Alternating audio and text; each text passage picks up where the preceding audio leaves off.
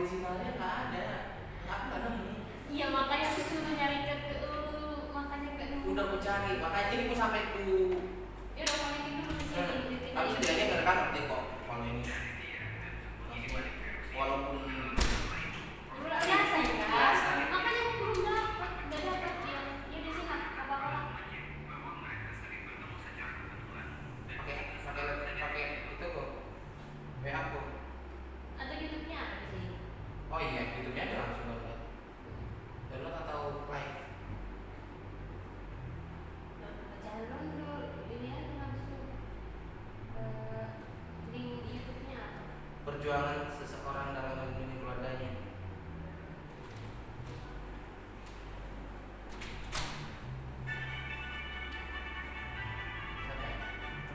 Enggak tahu. Perjuangan seseorang dalam melindungi keluarganya.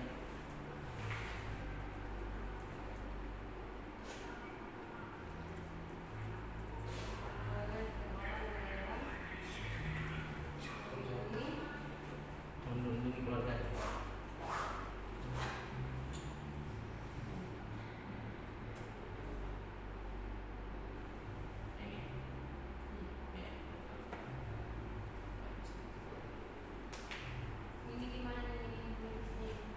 Itu kemarin ada nggak tahu, ada versi bule, ada versi Korea, ada versi India.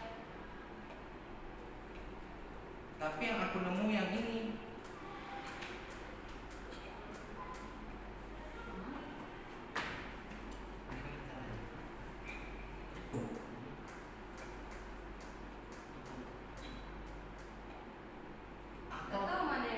Atau jangan-jangan harus dicas.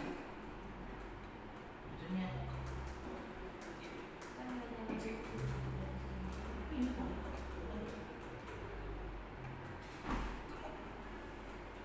di mana tuh yang ada di sini? Laptopnya.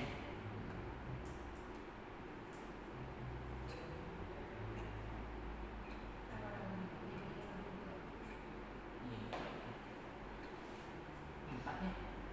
No, 4.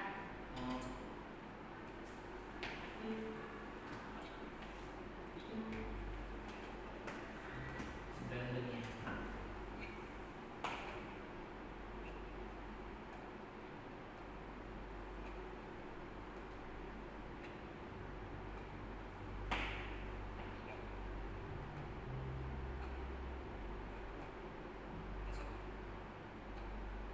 Mana sih ini kok nggak ada connect nih? Rafa apa kan? Apa? Itu connect yang di mana? Connect kemana kak? Ke Bluetooth. JBL-nya.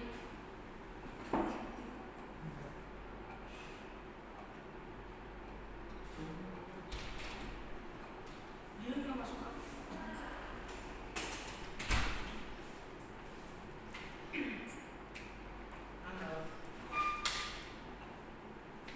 Asal tadi bajunya hitam deh.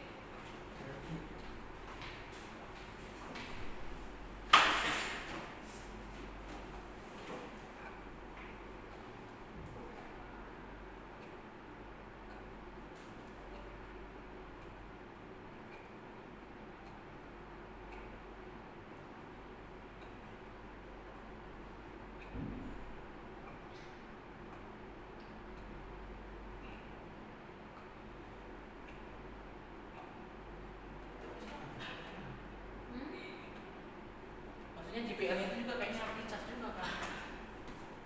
Takutnya dia kurangnya gitu.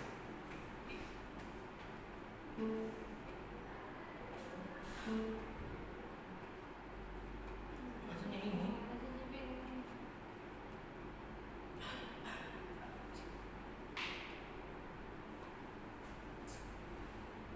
Casan siapa ada kayak gini? Casan siapa?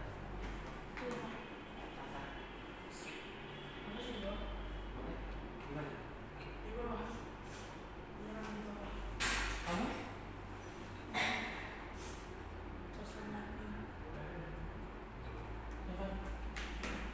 Nih. Nggak ada nih baterainya. Hah? Nggak ada. Kenapa? Masih ada baterainya. kayak gini kedip-kedip nyala nggak sih? Atau emang begitu? Oh nyala. Masalahnya buat connecting ke Bluetooth gimana sih Rafa connecting ke Coba Bluetooth ini? bantuin dong Rak. Anak IT.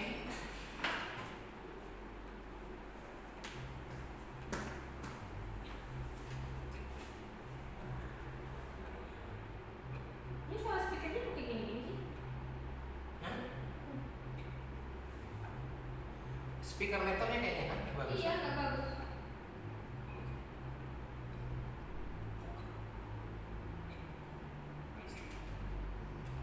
Bisa?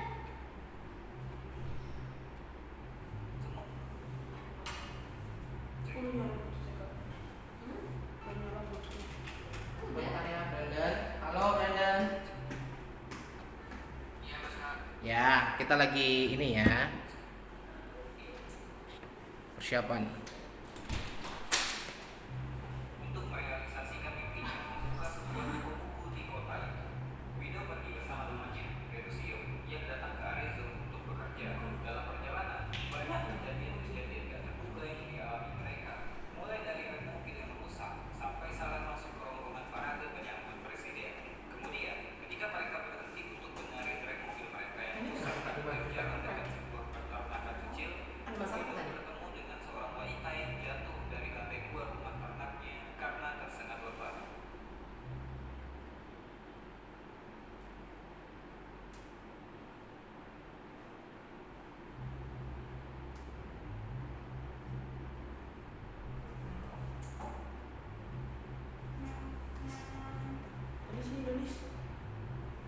Dari IT itu lah. Jangan sampai Jen nanti turun tangan lagi ya. Apaan? Itu ngebutut. Si Rafa ini minta bantuan teknisi. Jangan sampai nanti teknisi yang berdua ini minta bantuan lagi nih. Jen, kita masih ada kok personil yang lain. Kali ini nggak bisa. Ya Pak. Atau Eca yang turun tangan. Dylan apa itu? Nggak tahu lagi siapa itu. Ayo pasti bisa.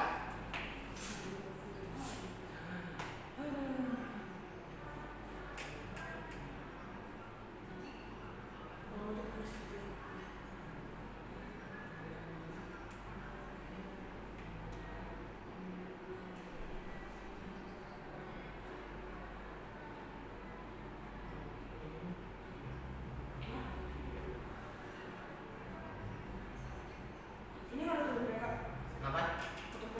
Ngapain? Ini harus masuk biar aja. Nggak bisa. Sepenting itu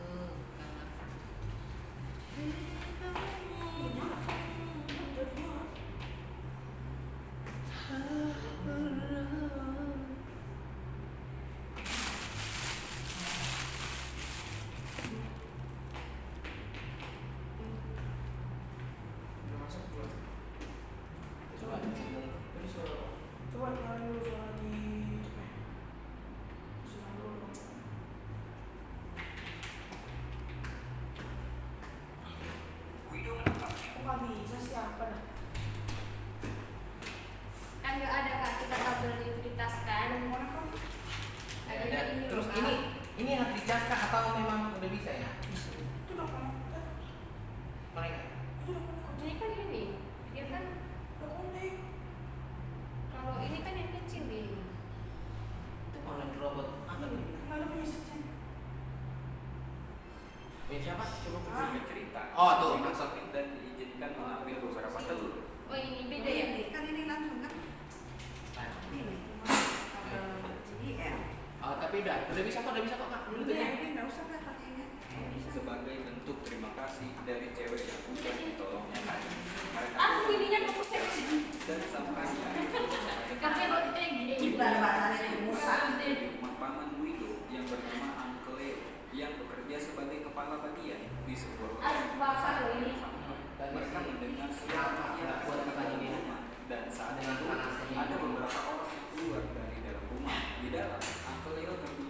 lantai dan ada beberapa barang yang pecah di Gimana sana. nih? Ini aja dulu.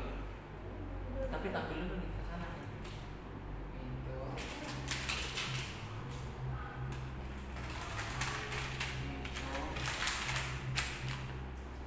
Siapa orang-orang yang menyerang Uncle? Dia hanya bilang mereka hanya orang-orang yang jahat. Terus Widow tanya, kok nggak teriak aja minta tolong? Diam adalah senjata yang paling ampuh, jawab Uncle Leo. Mereka berdua diberikan tool singkat tentang rumah dan sejatinya adalah bulan yang dinikmati dengan barang-barang antik dan bersejarah milik Uncle Leo ini. Mereka pun diizinkan tinggal selama. Siapa namanya? Rafa menampilkan ke sana gimana caranya? Danis, mana sana Danis? Danis tahu nggak Dani? Menampilkan ini di situ. Aku gaptek soal ini. Menampilkan videonya. Biasanya di Kemarin yang ditekan sama Kak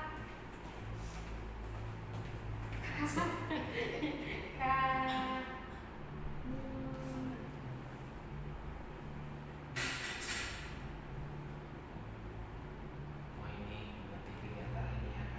itu udah Oh iya benar. ini di extend kan? Yang mereka mau. Keesokan harinya, Widow berangkat untuk mengantarkan Virusio ke tempat kerjanya. Lalu dia pergi. Aman. Udah Rafa duduk aja.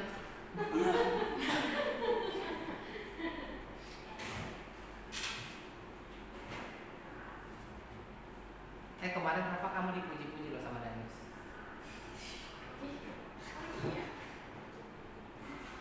Iya, tanya aja Danis. Raf, coba kamu tanya Danis. Iya nggak Danis? Ada buku kehidupan doa ujian sini ujian.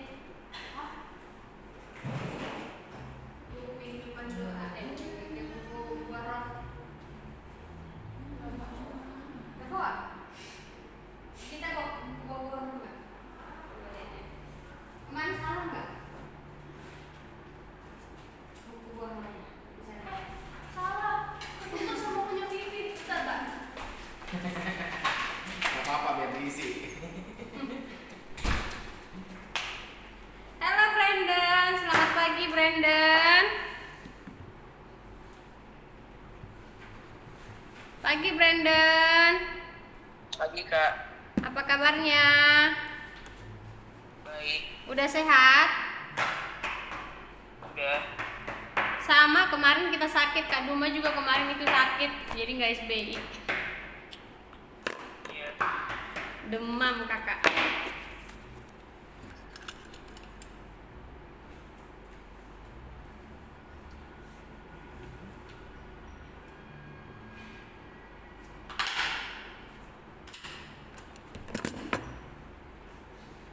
Tunggu ya Brandon ya, papi sakit.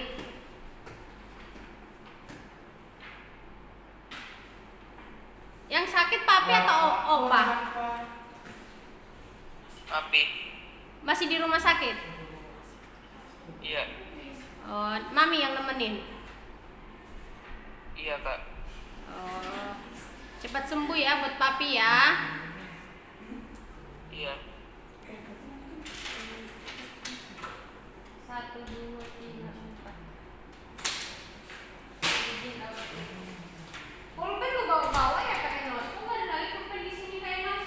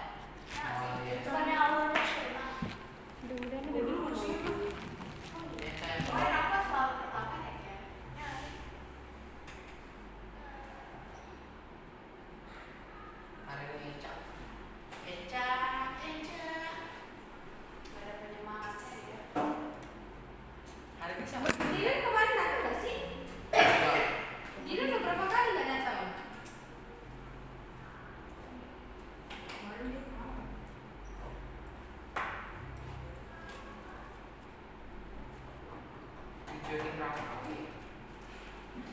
Bukannya kalian kemarin ada kegiatan di sekolah?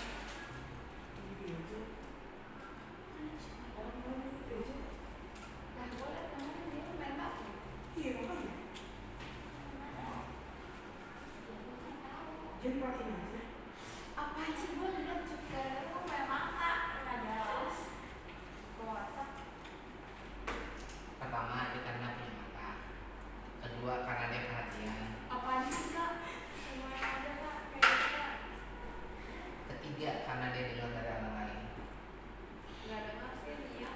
Keempat, karena dia penasaran. Oh, bukan. Kelima, karena dia mau tahu perkembangan. Masih itu mah Eca kali. Mengeca ya. Iya Eca itu.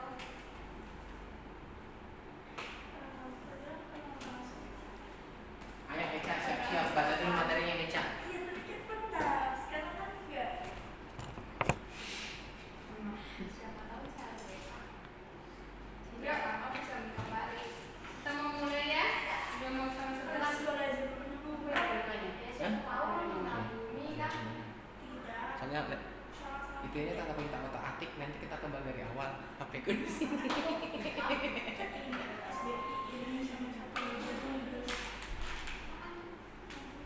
Besok ada PTB. Aku jangan kerja PTB. Aku cuma dengar aja yang Oh iya, udah itu aja ya. Apaan sih? Eca ada Aku juga biasanya cuma 10 menit terus udah nggak sampai di muka. mau ditanyain. Iya.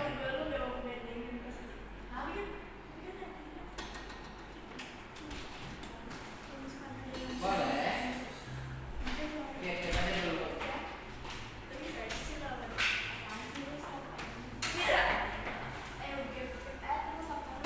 Oke adik-adik, selamat pagi. Nanti ya. Salah nggak? Nggak salah kan? Nanti aku fotoin aku ini. Selamat pagi Danis, pagi Rafa, pagi Gita, pagi Eca, pagi Den. Oke, kita mau memulai. Selamat pagi Brandon. Pagi kak. Kita mau memulai saat kita ya Brandon. Ini udah dibagi belum? Udah. Udah. Kita taruh buku itu ya. Ini ngapain sih? Dengan video nggak ada, tapi saya kelas di video ya. Suruh kirimin video nggak ada videonya.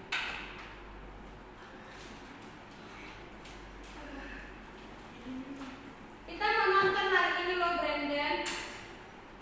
Semoga kamu bisa ngerti. Nanti kakak kirimin link dong Udah, nggak usah. Brandon. Itu sebenarnya itu. Buat nonton film. Oh.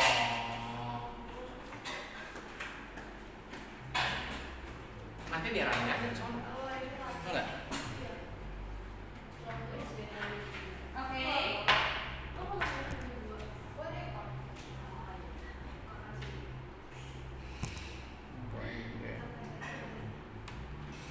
Kita buka yuk doa membentuk jiwa. Udah? Udah nemu? Dani sudah? Kita udah?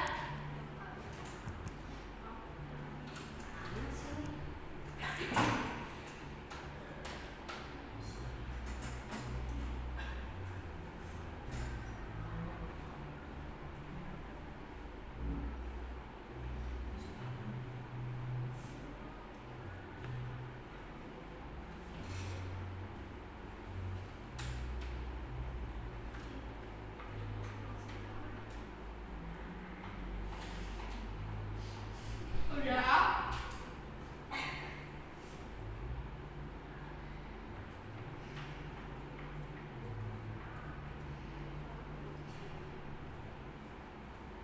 Udah? Kita? Oke. Sebelumnya kita berdoa dulu. Siapa yang memimpin MC hari ini siapa? Eca. Siapa yang dulu Eca?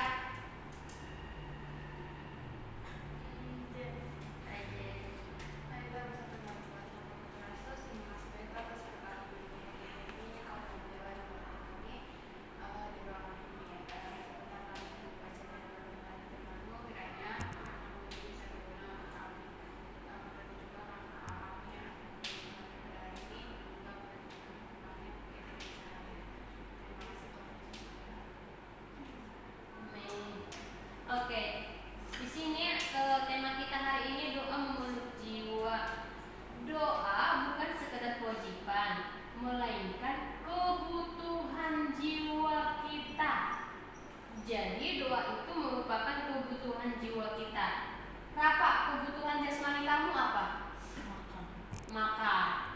Makanan pokok kamu apa? Nasi. Selain nasi? Sayur. Terus? Lauk. Ya, sama seperti kebutuhan jasmani kita.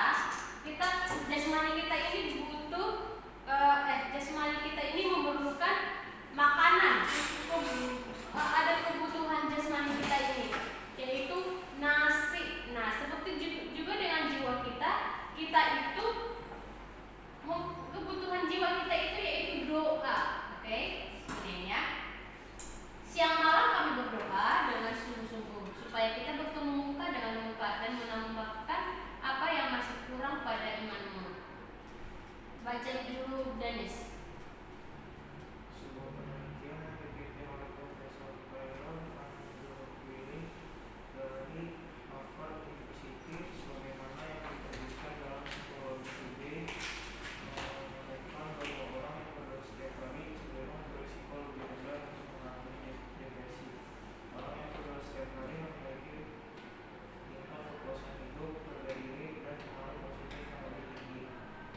Studi lainnya dilakukan oleh beberapa California Mental Health and Spirituality Institute yang menemukan hasil serupa. Penelitian ini diambil dari sudut pandang dari dua orang lebih yang memiliki masalah kesehatan mental. Hasilnya menunjukkan bahwa lebih dari 80% responden setuju bahwa kegiatan yang bersifat spiritual seperti berdoa sangat penting bagi kesehatan mental. Oke, dilanjutkan oleh kita. Siang malam, Rasul Paulus terus memeluk Teresa wanita di dalam doanya. Ia sungguh berharap suatu saat dapat berjumpa langsung dengan saudara-saudara yang sangat dekat. Desak kerinduan Paulus akan Allah mengabulkan doanya supaya ia dapat mempermuliakan jemaat dengan pengajaran yang benar bagi umat percaya kepada Yesus Kristus. Sebelum itu semua terjadi, dalam suratnya ini, Paulus terus mendoakan jemaat agar mereka makin mengasihi satu sama lain, serta mengasihi semua orang yang dijumpai dalam kehidupan mereka. Paulus memohon dalam doanya agar Tuhan menguatkan hati umat dalam menghadapi berbagai hubungan. Oke. Eca. James mempelajari spiritualitas. Doa sebagai kebutuhan bagi jiwa adalah sebuah langkah yang berharga. Doa bukan sekedar kewajiban atau pelengkap dalam menjalani keseharian. Berdoa harus menjadi harus utama dari setiap rutinitas. Doa yang dimaknai dan dihidupi berguna bagi kebugaran hati. Mari memiliki kesadaran betapa bermaknanya doa. Mari peluk diri kita dalam doa. Rangkul setiap keluarga, kerabat, dan sahabat di dalam doa yang dinaikkan kepada Tuhan dengan sungguh dan sukacita. Oke. Saya mau nanya. Rafa, dari bangun pagi kamu udah berapa kali berdoa? Dua. Doa apa? Makan. Berarti 3 dong? SBI. Gita, kamu dari bangun pagi udah berapa kali berdoa? Yang tadi baru Dari bangun pagi. Nah, sekarang bangun pagi, makan, sama yang tadi Dari SBI. Berarti sama semua. Danis berapa kali? 5. Jadi doa bangun lupa, tapi pas berangkat SPI berdoa sebelum makan. Terus 3 kali. J. doa pagi lupa, jadi sekalian sama doa makan buat hari ini juga sama doa SPI 2 kali. 2 kali. Eca. 3. Doa apa aja? Pagi makan sampai makan. Makan pagi, makan, baru SBI. Nah, adik-adik, pernah nggak sih kalian seharian nggak berdoa sama sekali? Pernah nggak? Jadi dalam hari itu ada nggak berdoa? Jadi sekarang makannya 2 kali. Pernah nggak sih bangun pagi nih lupa berdoa? Terus saking laparnya, saking atau saking buru-burunya berangkat ke sekolah, lupa berdoa makan karena buru-buru kan? Di sekolah pun lupa berdoa kah? Lupa berdoa. Bahkan siangnya juga karena kecapean, saking laparnya lupa berdoa. Mau tidur karena udah capek seharian, nggak berdoa. Pernah nggak kayak gitu? Enggak. Nah, berarti dalam kehidupan kita setiap harinya itu minimal berdoa 3 kali ya, minimal. Karena apa? Dari kita bangun pagi aja doa mau makan, di SPI udah berapa kali.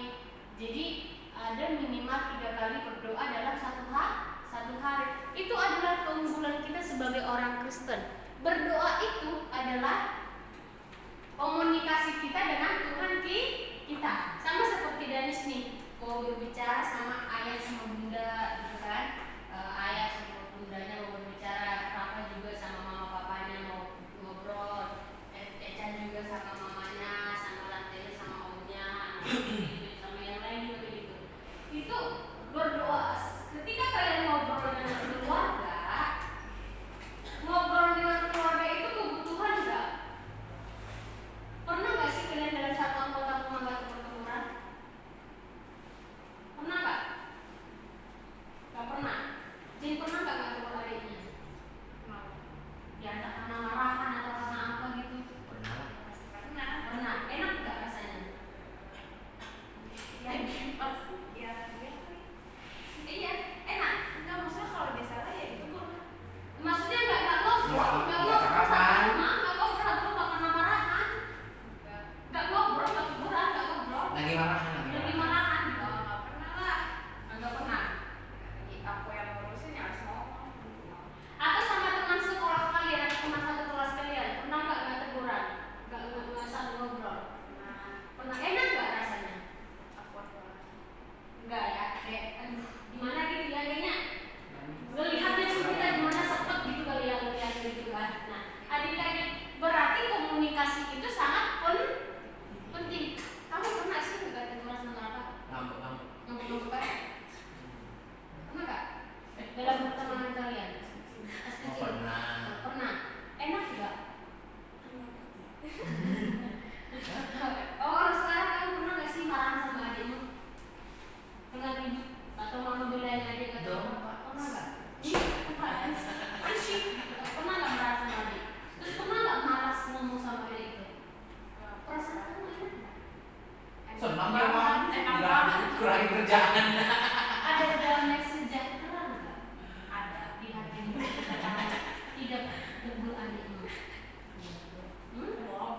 Damai sejahtera itu hilang ketika salah satu di lingkungan kita tidak sapa, kita tidak tegur. Jadi doa itu seperti itu adik-adik, komunikasi dengan Tuhan. Jadi komunikasi ini adalah suatu kebutuhan untuk memenuhi kebutuhan jiwa spiritualitas kita. Ketika kita tidak ada komunikasi dengan Tuhan, maka ada sesuatu yang kurang. Di sini dikatakan Vander apa tuh tadi? Aduh, lupa si Brandon.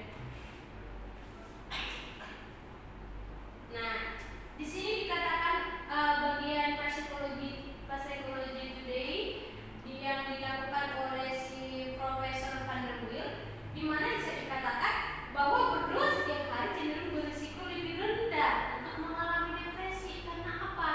Ketika kalian berdoa, kalian berhubungan dengan Tuhan Yesus, mengungkapkan semua yang ada di hati kalian itu, mengungkapkan kesah kalian, ucapan syukur kalian, doa kalian kepada Tuhan. Jiwa kita terpenuhi. Itu adalah pentingnya kita berkomunikasi dengan Tuhan. Seperti kita bagaimana kita berkomunikasi dengan sesama kita. Misalkan adik kita di rumah gak kita tegur, atau teman sekelas kita, ada kita gak suka dengan teman sekelas kita, atau teman bermain kita, akhirnya kita diem-dieman, perasaan kita hilang, damai sejahtera. Nah, demikian juga pentingnya sebuah komunikasi bersama dengan Tuhan, mengurangi tingkat depresi. Oke, bagaimana dengan Brandon? Kamu pernah nggak sih nggak teguran sama seseorang? Brandon? Iya kak, apa kak? Pernah nggak teguran sama seseorang? Enggak. Nggak pernah ada musuh ya? Iya, Kalau sama adik selalu akur. kadang-kadang. Gimana perasaanmu ketika kamu nggak akur sama adikmu? Apa kak? Gimana perasaanmu ketika kamu nggak akur sama adikmu? Biasa aja. Biasa aja. Iya. Kamu tenang-tenang aja ketika nggak akur sama adikmu. Enggak juga. Nggak ada rasa ingin berbaikan, nggak ada rasa ingin bermain sama adik. Hah? Dikit. Dikit. Kalau Brandon ini Iya. tipe yang cuek ya. Ya, jadi doa itu sangat penting ya Brandon ya. Jadi doa itu adalah merupakan salah satu kebutuhan jiwa kita. Semua membutuhkan doa. Kakak juga ketika kakak lagi sakit, lagi banyak masalah, lagi senang, lagi ceria, semuanya harus dengan doa. Dan kita jangan pernah berdoa saat mau tidur, saat mau makan, mau berangkat sekolah, setiap aktivitas kita menjalin komunikasi dengan Tuhan. Oke, demikian renungan kita hari ini.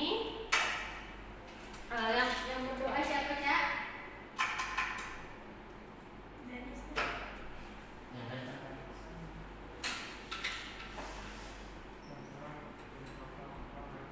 Tuhan terima kasih sudah menyertai kami selama perjalanan ini.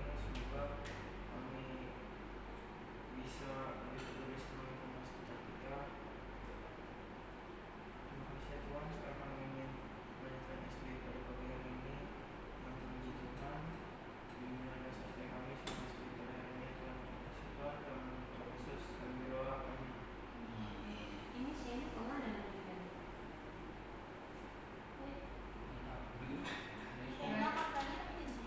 Hah? Nggak ada izin sama kakak.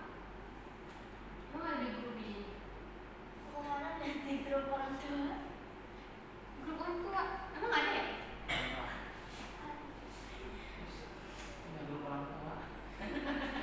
Ada, masuk kamu di grup orang tua. Enggak sih.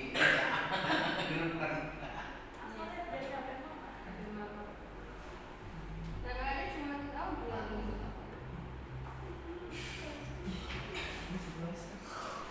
Oke, ayo Cak. Jalan serta Yesus. Jalan. Semangat dong ya Cak, walaupun ada musik.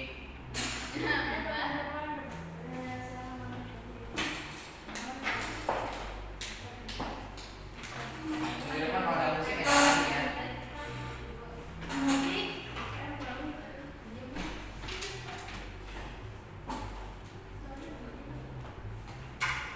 Singa. Singa itu singa. Singa.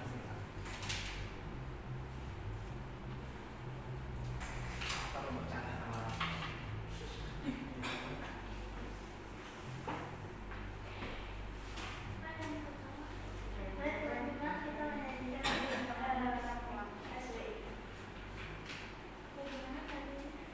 Malam ini pun hari ini.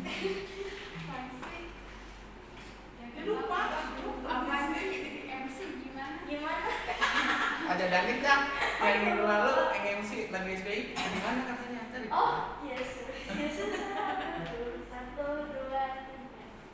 Yesus sesahabatku, bilang kenceng lagi. Dia sayang padaku, aku rindu berjumpa dia. Yang kenceng banget. Di SD Yesus sahabatku, Yesus sahabatku, Dia sayang padaku. Ku rindu berjumpa dia. Wah, dia. Di SD Yesus sahabatku.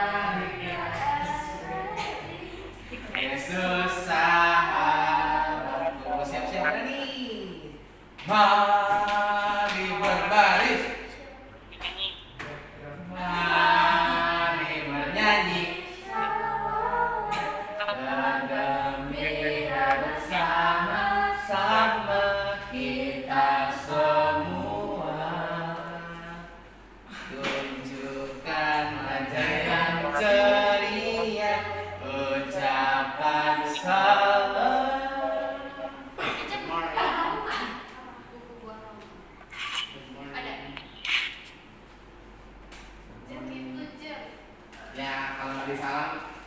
Danisnya berarti Danis. Aduh. Apaan sih?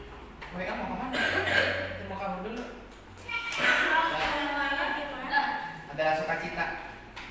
Adalah sukacita di hatiku, di hatimu. Ya.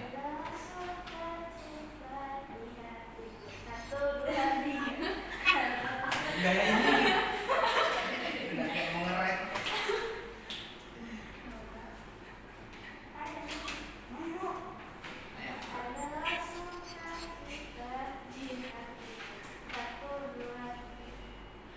Adalah sukacita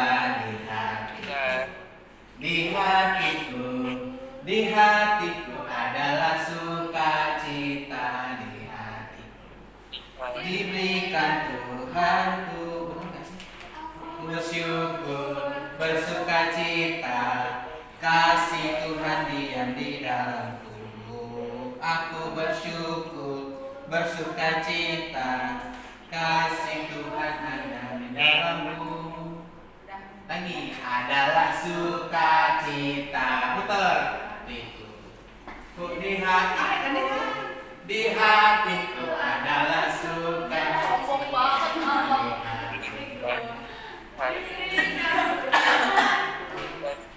Aku bersyukur, bersukacita, kasih Tuhan diam di dalamku. Aku bersyukur, bersukacita, kasih Tuhan diam di dalamku.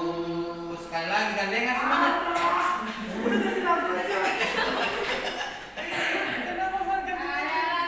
Sukacita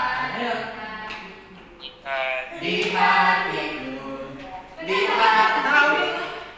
Pegangan dulu. Emang kenapa sih? Emang jadi ini kebakaran? Diberikanku. Enggak.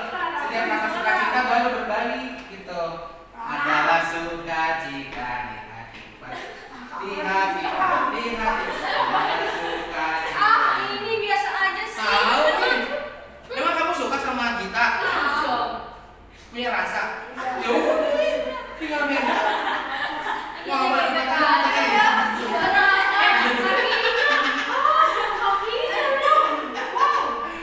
lagi saat kalau sudah pakai spektor berarti muter ya. Gimana aturannya, Kak? Jadi ini adalah sukacita di hatiku. Adalah sukacita parah. Sukacita berarti langsung berbalik. Muternya. Ya, betul. Oke, yang kencang tangannya jangan sampai lepas. Kalau lepas nanti dia disuruh apa namanya itu? Konsekuensi true. Ayo. Oke, 1, 2, 3, go. Adalah sukacita di hatiku, di hatiku adalah sukacita di hatiku. Diberikan Tuhanku, aku bersyukur, bersukacita, kasih Tuhan diam di dalamku. Aku bersyukur, bersukacita, kasih Tuhan diam di dalamku.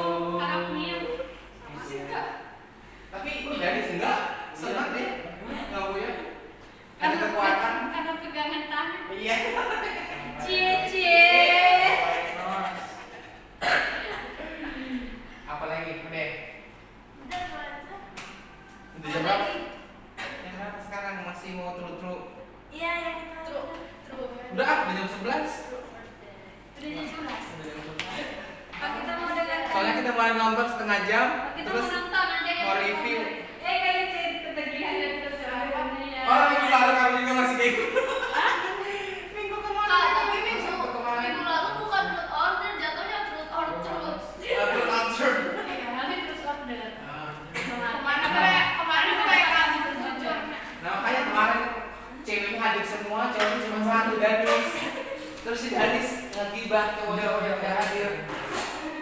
Dibully maksudnya. Yang keluar unek-unek tau gak sih?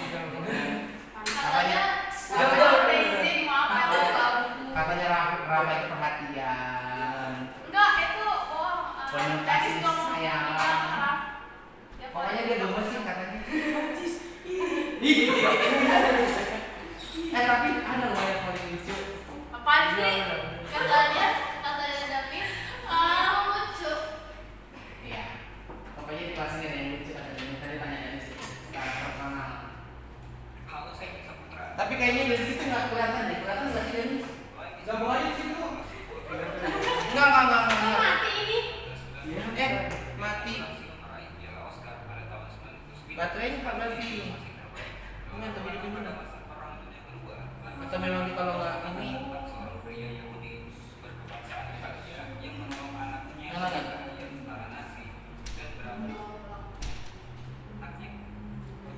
Konekin lagi dulu Rafa. Ke JBL. Tapi sangat sulit untuk diceritakan.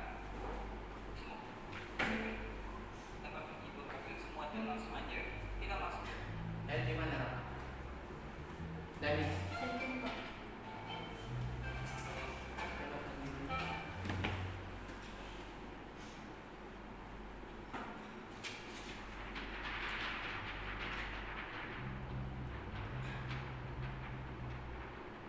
Tadi kan cuma pakai itu sih. Cuma JBL gue juga. atau ada yang udah connect.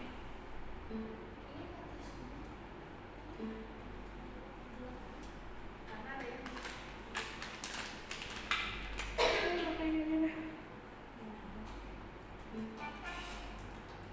Cerita ini dimulai pada tahun 1939.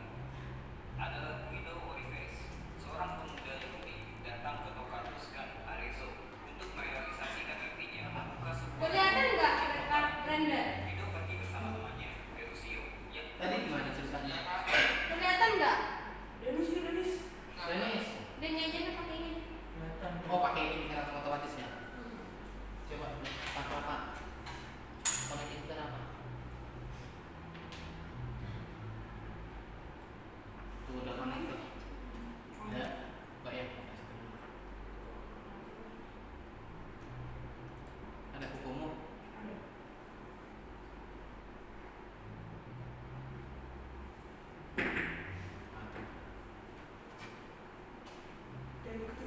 untuk bekerja. Dalam perjalanan, banyak kejadian-kejadian gak terduga yang Halo, saya Desa Putra. Halo, saya Desa Putra. Ini dulu. Di situ dulu kalian. Di situ nggak kelihatan kayaknya. Nah, dulu. Suruh pindah ke sini. Cowok-cowok. Di sinilah. Iya. Danis. Iya, kehalang sama lemari. Iya. Jangan lemari pindahin perangkat.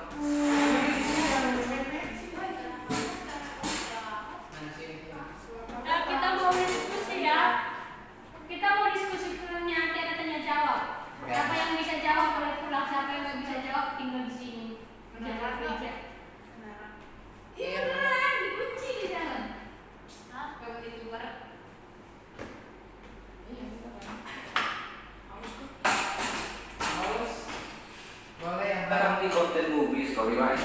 Life is Beautiful adalah sebuah film drama Italia yang dirilis tahun 1997. Film yang berhasil meraih piala Oscar pada tahun 1999 sebagai film asing terbaik. Berlatar belakang pada masa Perang Dunia Kedua, Life is Beautiful menceritakan tentang seorang pria Yahudi berkebangsaan Italia yang menolong anaknya dari bahaya tentara Nazi dan berhasil membuat anaknya kembali ke pelukan ibunya. Mengutip dari kalimat pembuka di film tersebut, ini adalah kisah yang simpel, tapi sangat sulit untuk diceritakan.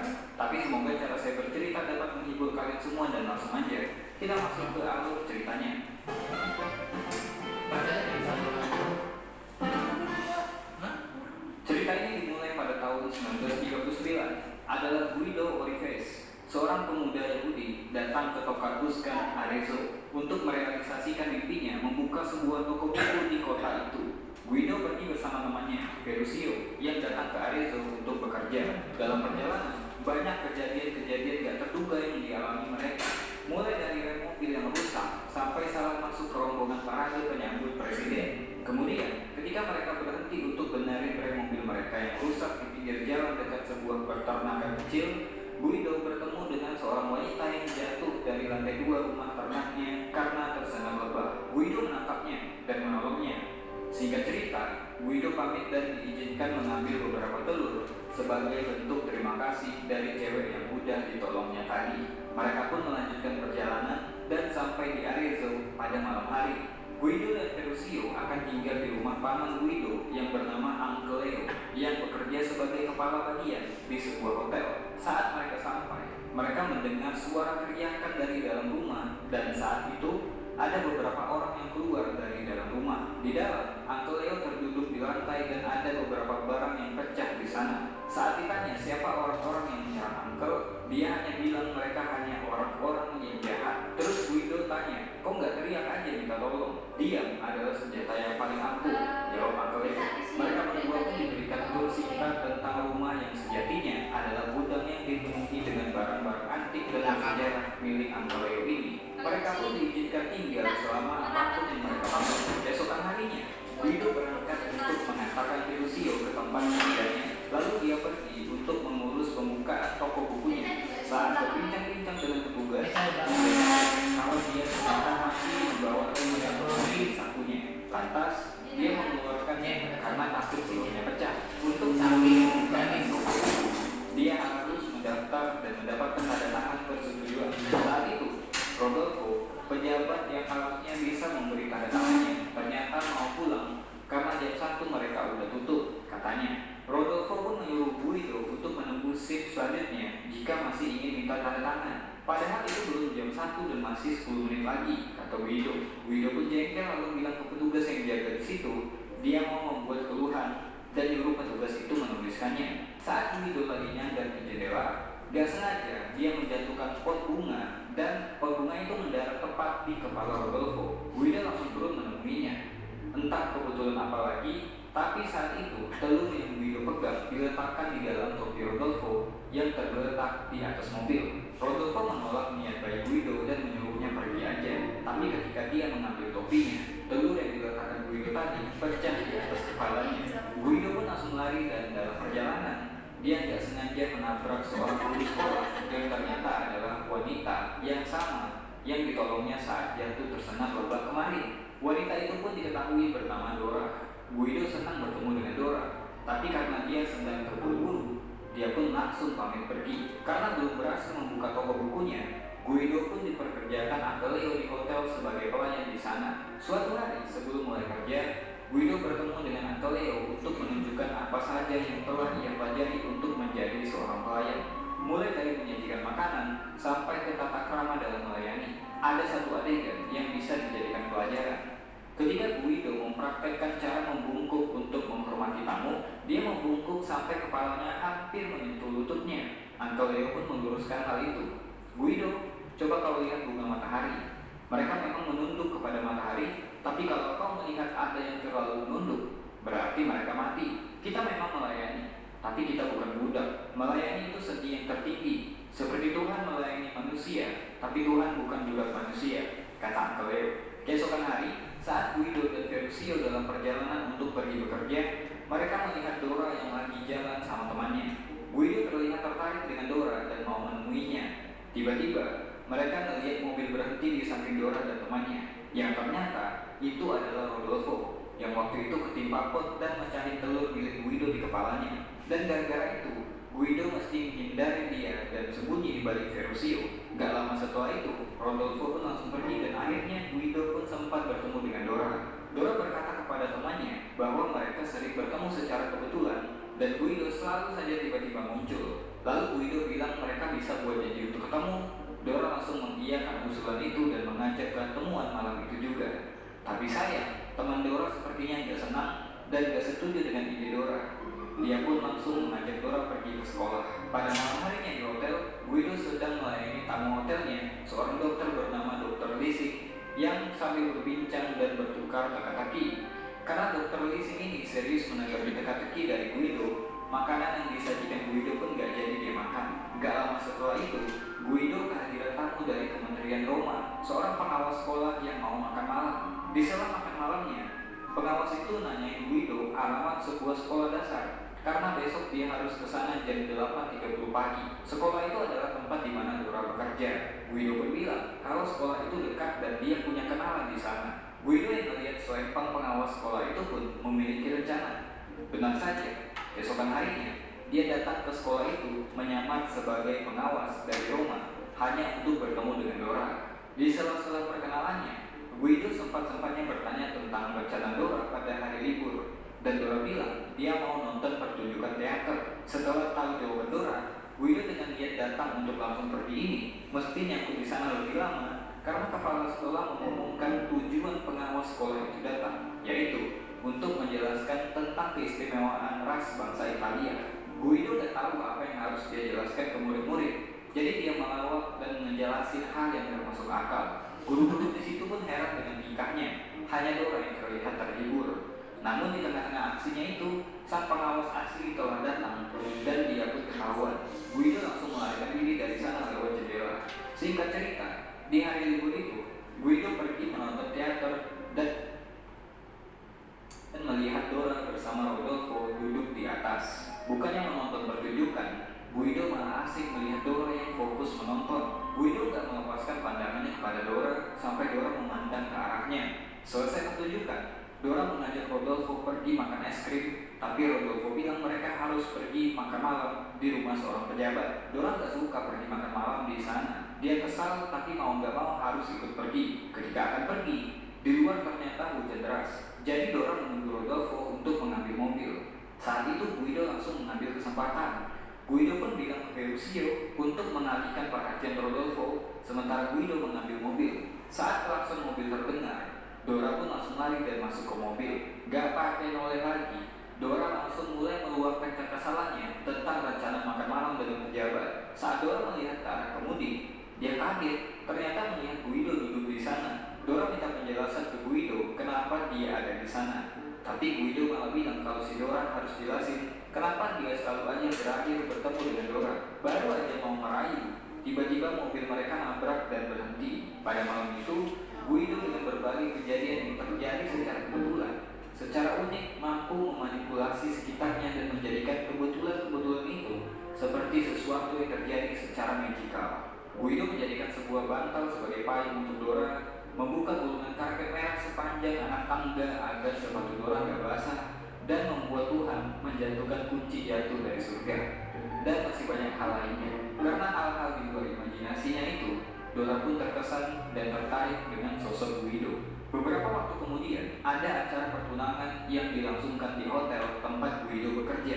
Guido melihat Rodolfo di sana, dan dia yang akan bertunangan pada malam itu. Cuma Guido belum tahu siapa tunangan Rodolfo. Gak lama setelah itu, dia melihat kehadiran Dora di sana dan mau menghampirinya. Di saat yang bersamaan, Rodolfo juga menghampiri Dora. Jadi Guido bersembunyi di balik vas bunga. Guido punya banyak cara untuk berkomunikasi dengan Dora. Karena dia gak bisa menegur Dora secara langsung, dia menggunakan kue yang bertuliskan "Halo Tuan Putri", panggilannya untuk Dora setiap kali mereka ketemu. Mengetahui hal itu, Dora langsung nyari keberadaan Guido. Tapi belum sempat melihat Guido, Dora diajak berdansa dan menemani Rodolfo mengumumkan rencana pernikahan mereka. Guido yang mendengar pengumuman itu langsung kaget dan syok. Dia jadi salah pikir dan gak bisa konsentrasi, sehingga ia menumpahkan isi nampan yang dibawanya. Saat mengumutnya di bawah meja, Dora muncul dan menghampirinya lalu meminta Guido untuk membawanya lari, karena dia gak tahan dengan sosok Rodolfo, apalagi harus bertunangan dengannya. Gak lama setelah itu, pihak hotel memberikan kejutan untuk calon pengantin, yaitu sebuah kue raksasa mewah dengan patung burung unta menggigit telur yang dipajang di atas kue itu. Belum selesai orang-orang terkejut dengan kue raksasa, Guido masuk dengan menaiki kuda Anteleo yang dicat berwarna hijau. Dengan penampilan seperti itu, dia menghampiri Rodolfo dan memberikannya champagne, lalu mengucapkan selamat kepadanya. Ternyata, Guido menaiki kuda itu untuk membawa Dora kabur. Dora naik ke atas kuda dan langsung pergi. Anehnya, orang-orang malah memberikan tepuk tangan seolah-olah itu bagian pertunjukan. Rodolfo pun merasa familiar dengan sosok Guido. Seperti deja vu, telur yang ada di mulut patung burung unta itu jatuh mengenai kepalanya. Saat itulah Rodolfo teringat kalau Guido adalah orang yang membuatnya kejatuhan pot dan mati telur. Dia langsung meloncat dan mengejar Guido dan Dora, meninggalkan orang-orang di pesta. Pelarian Guido membawa Dora gak jauh. Dia hanya membawa Dora pulang ke rumahnya. Dan sejak saat itu, hubungan mereka pun terjalin. Cerita pun lompat 5 tahun kemudian. Guido dan Dora telah menikah dan memiliki anak laki-laki bernama Joshua. Mereka tinggal di rumah Uncle Leo yang dulunya ditempati Guido dan Ferruccio. Dora tetap mengajar di sekolah dan Guido sekarang sudah memiliki toko buku sendiri. Di tahun itu, diskriminasi terhadap orang Yahudi di Italia semakin menjadi dan horornya ancaman genosida harus mereka hadapi. Toko-toko secara belak-belakan memasang tanda anti-Yahudi. Bahkan Guido juga mulai diganggu oleh orang-orang fasis. Suatu hari, saat hari ulang tahun Joshua, mereka membuat perayaan di rumah mereka. Di hari yang seharusnya bahagia itu, kebersamaan keluarga mereka direnggut. Ketika Dora pulang ke rumah setelah menjemput ibunya untuk menghadiri pesta ulang tahun Joshua, Dora mendapati rumah mereka telah porak-poranda dan gak ada satupun orang di sana. Ternyata Guido, Joshua, dan Uncle Leo ditangkap tentara Jerman dan dibawa menuju stasiun kereta untuk dibawa ke kamp konsentrasi Yahudi milik Nazi bersama dengan orang-orang Yahudi lainnya. Dora akhirnya tahu hal tersebut dan dengan cepat menyusul ke stasiun dan memaksa untuk ikut suami dan anaknya naik kereta. Tapi Dora disuruh pulang oleh petugas karena dia nggak ada di dalam list, karena dia bukan orang Yahudi. Walaupun begitu, Dora tetap maksa dan akhirnya dia diizinkan untuk ikut. Untungnya, sesaat Dora akan naik kereta, Joshua dan Guido sempat melihat Dora menyusul mereka dan naik kereta yang sama. Jadi sesampainya di kamp konsentrasi, Guido yang baru turun dari kereta langsung mencari Dora ke sana kemari. Setelah berhasil menemukan istrinya itu, sayangnya mereka harus berpisah kembali. Di camp ini, wanita dan pria, juga orang tua, ditempatkan secara terpisah. Mengalami kejadian ini, Guido berusaha sebisa mungkin supaya Joshua nggak tahu bencana apa yang sebenarnya menimpa keluarga mereka. Jadi Guido bilang ke Joshua bahwa ini adalah sebuah permainan yang dimainkan semua orang. Ada tentara, ada cewek dan cowok dipisah, dan game ini sulit sekali. Kalau salah, mereka harus pulang, tapi kalau menang akan mendapatkan hadiah utama, kata Guido yang berbohong pada anaknya. Uncle Leo pun menambahkan bahwa hadiah utama dari permainan ini adalah sebuah tank. Tapi Joshua bilang dia udah punya mainan itu. Guido pun bilang bahwa hadiahnya bukan mainan, tapi tank asli. Sesampainya di barak, mereka kaget dengan kondisi yang ada di sana. Di barak itu sangat kotor dan bau. Joshua pun gak tahan dan dia minta diantar ke ibunya. Dia juga gak senang karena orang-orang di sekitarnya berteriak terus dan terlihat kasar. Melihat Joshua yang bad mood, Guido menjelasin kalau di game itu orang-orang harus kuat dan kalau mau ketemu sama ibunya, mereka harus menang dan mengumpulkan 1000 poin. Joshua awalnya gak percaya apa yang dikatakan ayahnya. Tiba-tiba, tentara Jerman masuk dan ngomong dalam bahasa yang gak dia mengerti. Guido pun langsung nanyain hal itu ke seorang pria bernama Barto, teman barunya di sana. Barto yang tahu bahasa Jerman pun bilang kalau tentara itu nanya apakah ada yang bisa menerjemahin bahasa Jerman karena dia mau jelasin peraturan di camp. Gak pakai mikir lagi, Guido langsung angkat tangan dan maju. Padahal dia gak bisa bahasa Jerman. Ketika tentara itu berbicara, dia pun mulai menerjemahkan. Yang dia terjemahin udah pasti bukan aturan di camp. Dia menyampaikan kepada selisih ruangan hal yang gak sesuai dengan omongan tentara itu. Yang dia jelasin adalah peraturan tentang game yang dia bilang kepada Joshua. Tentunya itu supaya Joshua ceria kembali. Semuanya demi Joshua, anaknya. Guido mengambil kesempatan ini mungkin terlihat lucu. Padahal di saat yang sama ia juga sedang mempertaruhkan nyawanya. Setelah selesai dia pun langsung bilang ke orang-orang untuk bertanya kepada Barto tentang apa yang disampaikan tentara tadi. Joshua akhirnya ceria kembali dan percaya perkataan ayahnya. Percaya bahwa mereka sedang berada di dalam permainan. Mulai hari itu, mereka dipaksa bekerja secara tidak manusiawi. Mereka harus mengangkat benda-benda berat dan bekerja nggak kenal waktu. Dan kalau mereka nggak mau kerja, mereka akan dibunuh. Mereka kerja dari malam hari dan kembali ke barak pada pagi hari. Saat kembali, Guido yang sangat kelelahan harus tetap memasang wajah cerianya dan dengan nafasnya yang terengah-engah bercerita dengan penuh antusias ke Joshua tentang game apa yang dimainkannya hari itu agar Joshua gak tahu bahwa Guido dan orang-orang di sana sebenarnya disiksa habis-habisan. Saat itu Guido nanya ke Joshua, kenapa tidak main bersama teman-teman yang lain? Joshua bilang kalau anak-anak lain gak tahu tentang aturan permainan ini, poin dan juga tank. Jadi ayahnya bilang, jangan percaya mereka karena mereka mau ngalahin kamu, kata ayahnya melanjutkan kebohongannya. Total poin yang kita kumpulkan hari ini adalah 60 dan kita mendapatkan hadiah roti, kata Guido. Tak lama kemudian, Barto masuk ke dalam barak dengan luka di tangannya yang mudah dijahit seperti biasa. Kebetulan yang ajaib lagi, saat Guido nanya, gimana keadaanmu? Aku dapat 20, kata Barto. Mungkin maksud Barto adalah 20 jahitan. tapi Joshua mengira kalau Barto mendapatkan 20 poin. Tampaknya keadaan juga mendukung kebohongan Guido demi Joshua. Di sisi lain, di barak wanita terpisah, Dora dan wanita-wanita lainnya juga disuruh bekerja. Saat itu Dora pikir tentara Jerman masih sedikit manusiawi karena nggak memperkerjakan anak-anak dan orang tua. Tapi kemudian dia diberitahu kalau mereka nggak memperkerjakan orang tua dan anak kecil karena mereka akan dibunuh secara massal. Mereka akan dikumpulkan untuk mandi bersama, padahal mereka akan dimasukkan ke ruang gas dan terbunuh di sana. Dan kebetulan sekali, hari itu adalah hari mandi mereka. Anak-anak dan orang tua dikumpulkan termasuk Uncle Leo. Beruntungnya, si kecil Joshua lari karena kebiasaannya yang gak suka mandi. Karena hal itu, dia pun selamat dari maut. Sejak saat itu Joshua harus bersembunyi. Guido pun akhirnya tahu kalau mandi yang tentara itu suruh bukanlah mandi dalam arti yang sebenarnya. Di tengah sulitnya hari-harinya untuk bekerja dan harus mengasuh, apalagi menyembunyikan Joshua, Guido mendapatkan cara untuk berkomunikasi dengan Dora. Ia mengambil kesempatan saat ia melihat ruangan radio pengumuman terbuka lebar dan gak ada orang di sana. Guido dan Joshua pun langsung masuk dan bicara di radio. Suara mereka terdengar di segala penjuru termasuk di kamp wanita tempat Dora bekerja.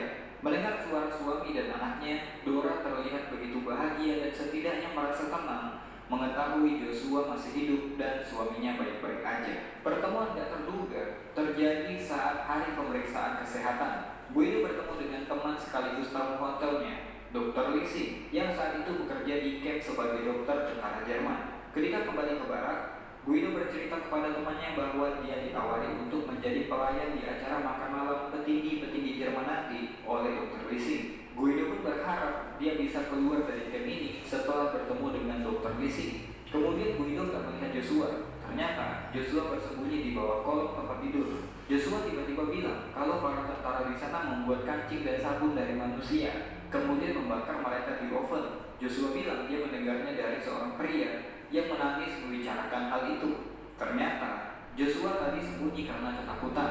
Melihat anaknya takut, Guido melontarkan kebohongan lagi, tapi Joshua meminta pulang saat itu juga. Di luar sedang hujan, nanti kau bisa demam, kata Guido. Joshua pun gak peduli dan memaksa untuk pulang. Untuk menenangkan hal itu, Guido pun bertingkah seolah-olah ingin pulang. Dia berkemas dan membawa barang-barangnya sambil mengatakan kepada anaknya, sayang sekali padahal kita hampir menang dan akan mendapatkan hadiah tank. Mendengar hal itu, Joshua menahan kakinya untuk berjalan lebih jauh dan memutuskan untuk gak jadi pulang. Manipulasi pikiran dengan kebohongan yang mulus untuk anaknya ini, lagi-lagi Guido membuat Joshua percaya padanya. Hari di mana acara makan malam pun tiba. Saat Guido sedang bersih-bersih dan akan menutup jendela, dia melihat anak-anak petinggi Jerman sedang bermain petak umpet. Guido pun langsung membawa Joshua untuk pergi melihat anak-anak itu untuk membuktikan bahwa masih banyak anak-anak di sini dan mereka sedang mengumpulkan poin untuk menang dengan bersembunyi. Saat masuk jam makan untuk anak-anak, petugas keluar dan memanggil mereka. Saat Guido mau bawa Joshua kembali ke camp, mereka kepergok dan Joshua dikira adalah salah satu anak dari petinggi Jerman. Guido pun langsung coba-coba bilang ke Joshua, kalau ini adalah game di mana kamu gak boleh bicara. Ini dilakukan agar Joshua aman di sana. Joshua pun terpaksa dibawa oleh tentara perempuan Jerman. Saat di tempat makan, Joshua gak sengaja bilang gracias atau terima kasih dalam bahasa Italia. Pelayan Jerman yang mendengarnya itu pun langsung curiga dan memutuskan untuk melaporkan hal ini kepada petugas. Guido saat itu panik. Namun ketika pelayan tadi datang bersama petugas, mereka mendengar semua anak-anak mengatakan gracias karena Guido sedang mengajarkan kepada anak-anak tersebut. Karena itu, Joshua lagi-lagi selamat berkat kecerdasan ayahnya. Saat bertemu dengan Dr. Lissing dan meminta bantuan untuk keluar, Dr. Lissing gak bisa membantu Guido.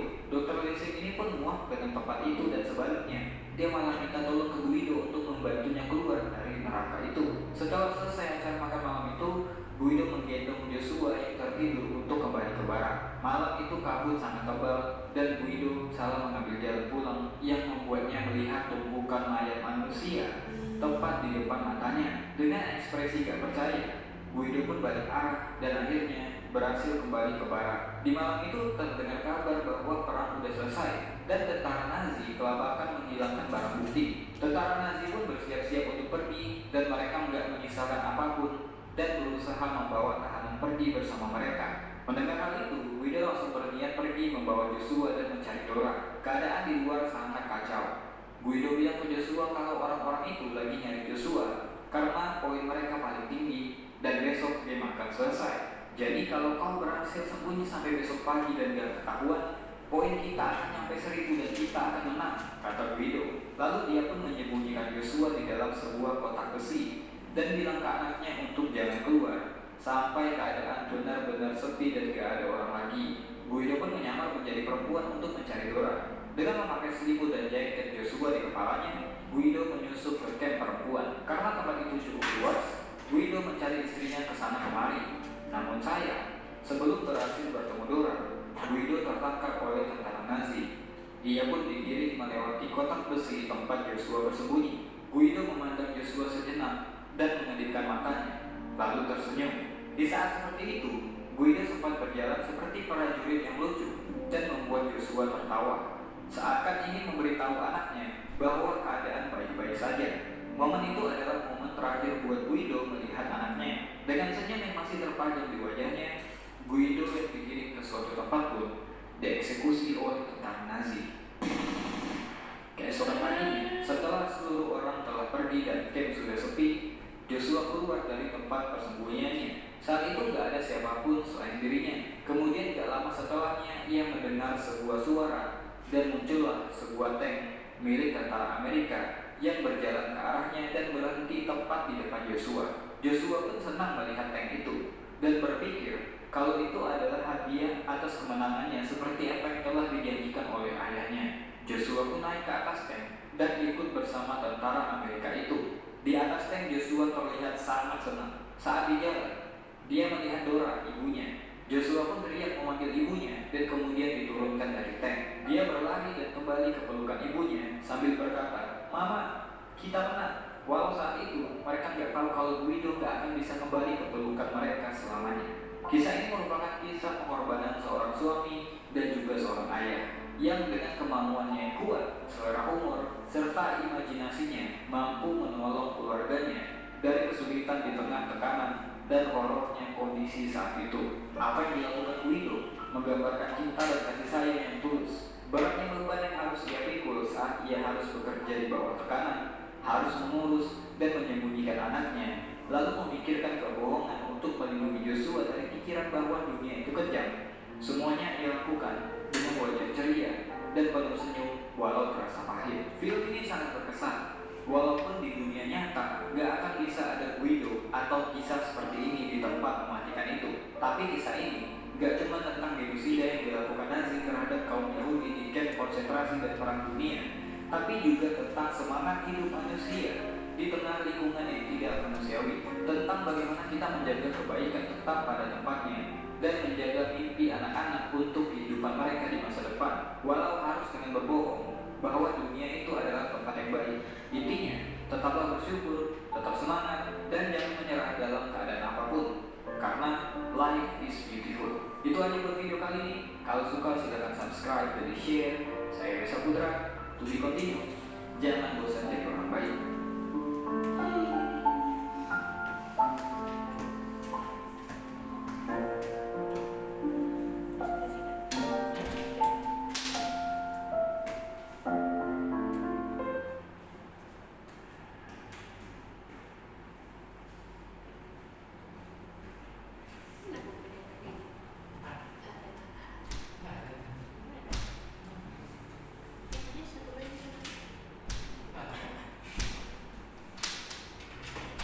Oke, gimana? Dicatat dulu 1 menit. Apa yang kalian dapat setelah dicatat nanti baru tanya satu sharing. Iya, catat dulu di kertas. Catat dulu apa yang kalian paling berkesan, apa yang kalian temukan di dalam cerita itu.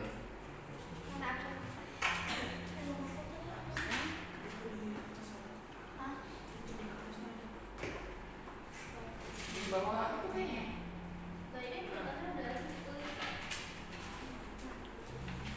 Tapi pelajaran apa yang didapatkan? Bukan dari ini doang. Ini kan cerita, ringan cerita ini. Pelajaran yang kalian dapatkan apa?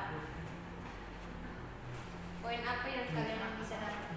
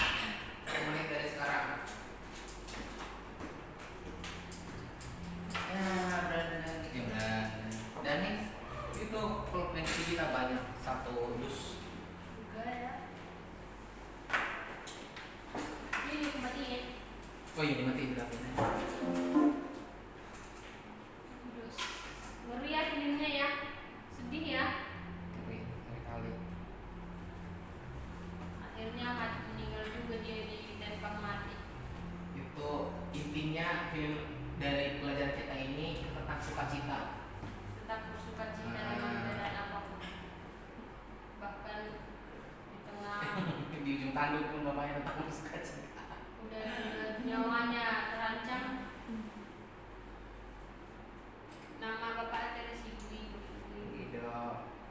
Anaknya namanya Joshua, mamanya namanya Dora.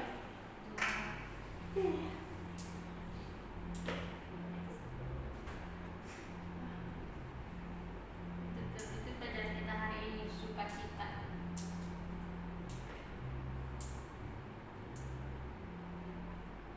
Jadi kita tulis apa yang udah pelajaran dari PPP. Ya. Apa yang kalian dapat dari pelajarannya dari Mamanya mirip Jen, diperebutkan. nah mulai Joshua mirip Danis.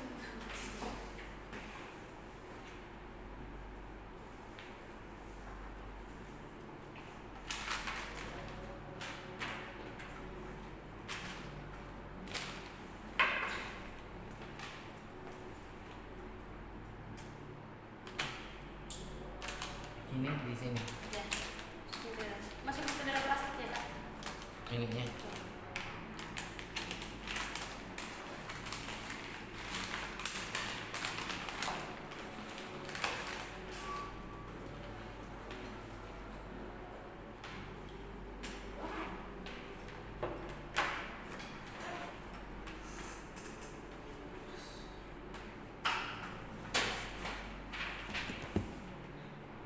Brandon tadi nonton nggak? Iya kak. Nonton. Iya. Ya, nanti kamu ditanya ya. Apa yang dapat Tanya. dari cerita tadi?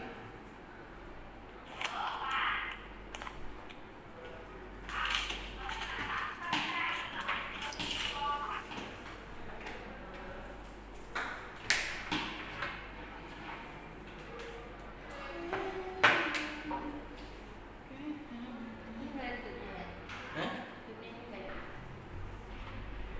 Tutupnya merah.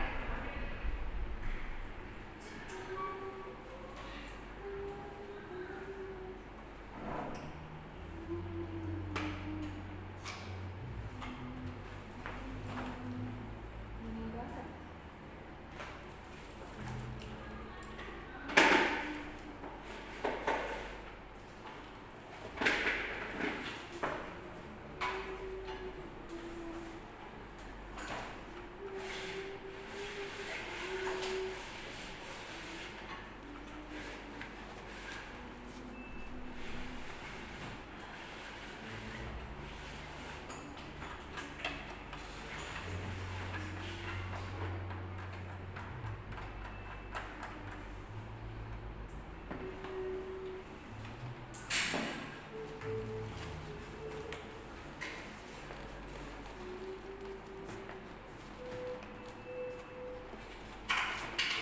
Terus kalau kita kan tukeran tuh laptopnya.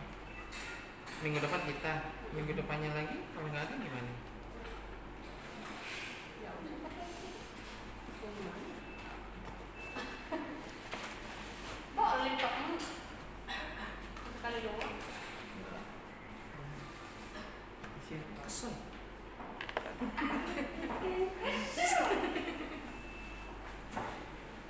Kepala imigrasi. Tapi karena nggak ada ini. Ya, begitulah.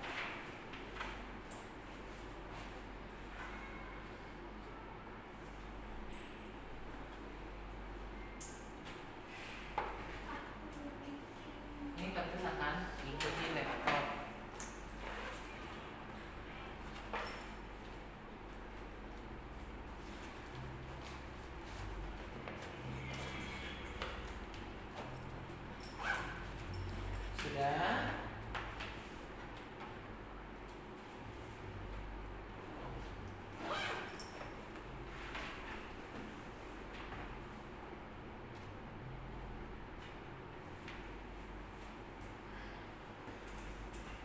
Ya, Jen. Apa yang kamu dapat dari film tadi? Gimana kalau kalian seorang ayah yang berkenan dalam menangani suatu masalah saat ada masalah ini kita menjalani masalahnya. Bagus juga bacanya kayak buku-buku kan. Nggak boleh nggak sih? Kan aku lupa catat. Coba kamu ceritakan lisan, nggak usah dibaca. Ya kan apa yang didapat kan? Ya, Coba maksudnya coba bagus dulu ngomongnya. Jadi pengorbanan seorang ayah yang tetap senang tuh kayak tetap sukacita yang dalam mengalami suatu masalah kayak dia berusaha buat bawain anaknya demi anaknya itu tuh kayak nggak tahu sebenarnya tuh di sana tuh tersiksa gitu kan. Terus saat ada masalah ayahnya itu tetap menjalani masalahnya terus berusaha buat menyelamatkan anaknya ini kayak keluar dari situasi itu buat cari suatu hal yang bisa kayak ya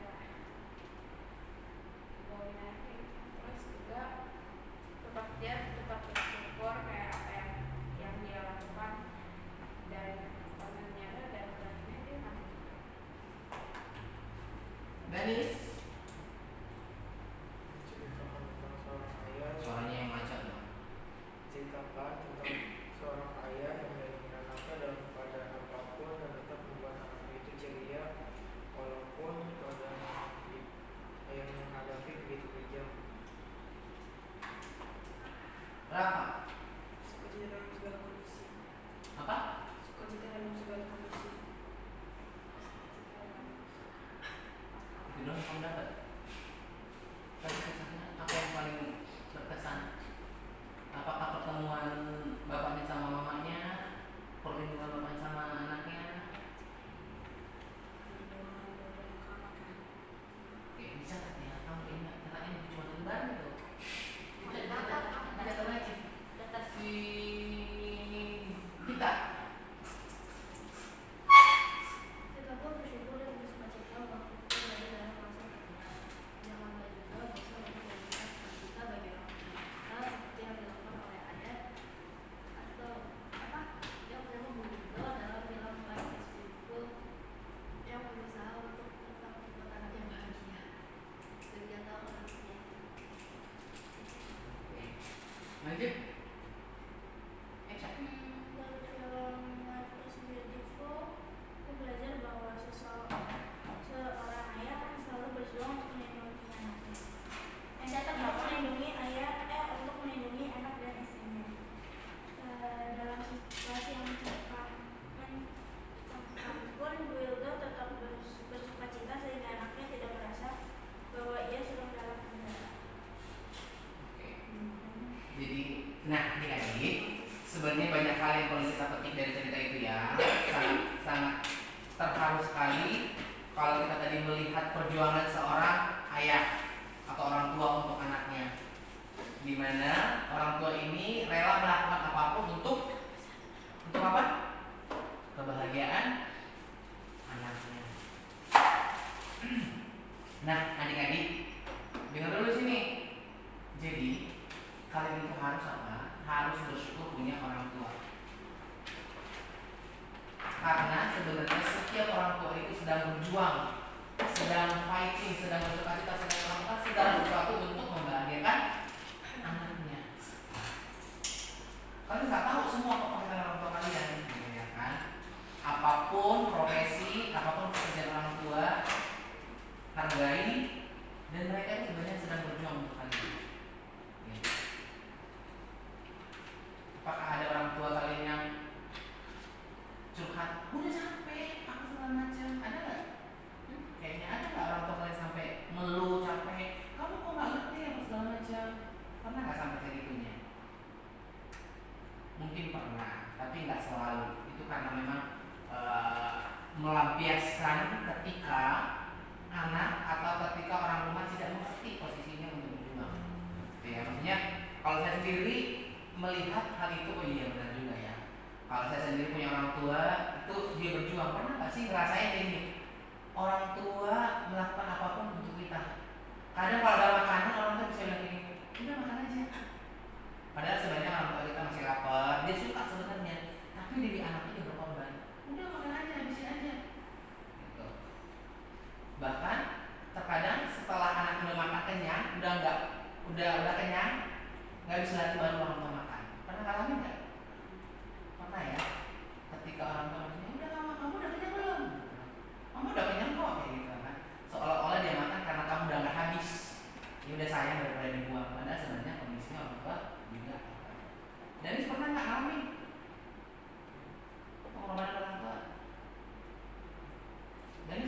penderitaan orang tua, berjuang untuk hidup, berjuang mencari nafkah, berjuang untuk mencari uang, tahu perjuangannya. Tapi pernah nggak orang tua bilang ngeluh sama kamu? Nggak pernah kan? Kenapa? Tahu nggak perjuangan orang tua untuk hidup, mencari uang? Pernah nggak ngeluh sama kamu? Jin, tahu perjuangan orang tua? Tahu? Pernah ngeluh sama kamu? Tiap hari ngeluh orang tuanya bilang apa? Kayak ceritain gimana, kayak cerita kayak yang sering sih mama tiap hari kayak mama sampai kayak ngeceritain pekerjaan dia gitu lah, kalau capek banget kerja. Oh, berarti itu maksudnya lebih ke curhat sih ya. Bukan apa namanya? Nggak tahu nih. Mungkin kalau memang seperti yang bilang tadi ya, nggak semua orang tua maksudnya kayak menutupi, mungkin dia tidak, apalagi kan mama kan yang cerita sama kamu kan, kamu adalah putrinya, kamu adalah anaknya, teman curhatnya dia, supaya emosional itu tersampaikan bisa jadi, dan supaya kamu juga menyadari, oh iya orang tua saya berjuang loh, dan kamu akhirnya menghargai, dan kamu juga maksudnya ketika kamu ingin melakukan sesuatu yang tidak baik, kamu mikir 2 kali, orang tua saya udah capek loh, kenapa? Kita tahu kan orang tuanya berjuang? Oke. Eca, tahu orang tuanya berjuang? Nah, orang tua semua berjuang untuk anaknya. Semua orang tua pasti bermimpi supaya anaknya lebih baik, ya kan? Supaya penderitaan yang dialami orang tua tidak terulang lagi pada anaknya. Oleh sebab itu, kita harus menghargai. Kalau tadi melihat cerita itu sangat sedih ya. Papanya sampai meninggal, orang tuanya sampai meninggal gitu untuk kebahagiaan anaknya. Dalam kondisi mencekam pun dia meyakinkan anaknya, kita baik-baik aja di sini. Kita di sini sedang games. Nanti kita dapat hadiah yang besar, kita ngumpulin poin. Ya kan? Banyak hal konyol yang dilakukan. Yang paling konyol tadi apa yang paling konyol? Papanya lakukan? Rafa, yang paling konyol menurutmu yang dilakukan papanya? Apa ya? Daniel, yang paling konyol dilakukan papanya? Jen? Yang itu apa kayak berusaha buat jalan dengan kayak lucu gitu, terus padahal sudah dia udah kayak dari memang kayak Gita? Sama kayak kecil bilang dia sebenarnya tahu dia tapi tetap pasti Tak tersenyum. iya atau hidup dia itu Eta? Oke. Kalau aku sih tadi yang paling konyol menurutku pas dia menerjemahkan. Sebenarnya kan dia nggak tahu bahasa itu, tapi maksudnya orang ini kan dia kan menerjemahkan ke bahasa apa namanya? Bahasa Itali. Orang Jerman ngomong menerjemahkan bahasa Itali, tapi yang kedua saya tahu gitu ya kan. Padahal dia menerjemahkan supaya anak-anaknya senang gitu ya kan. Itu juga mempertaruhkan nyawa, tapi intinya bapaknya sudah bijak, anak tidak senang ternyata di sini permainannya games. Lalu bapaknya nanyain kepada salah seorang yang mengerti bahasa itu dan terjemahkan kembali. Itu menurutku itu salah satunya juga. Terus tadi yang happy ending itu juga bukan happy ending apa tuh? Dia tahu dieksekusi, tapi dia meyakinkan kepada anaknya bahwa bapaknya baik-baik aja. Dia masih semangat, dia masih main mata, dia masih senyum. Anaknya padahal sebenarnya dia mau dibawa ke apa namanya ya eksekusi mati, tapi dia meyakinkan anaknya bahwa serem. Sedih ya? Sedih. Sedih gak sih? Sedih sih. Sedih ya? Nah itu juga. Jadi sesalah apapun ketika orang tua kita mungkin marah, ketika orang tua kita kesel, teriak segala macam, belajarlah untuk memaklumi. Oh iya mungkin lagi capek mental, capek pikiran, capek hati. Berpikirlah positif. Oh iya, orang tua saya berjuang sejauh ini untuk aku. Saat saya waktu juga seperti itu. Apa saya pernah marah? Mama saya pernah marah.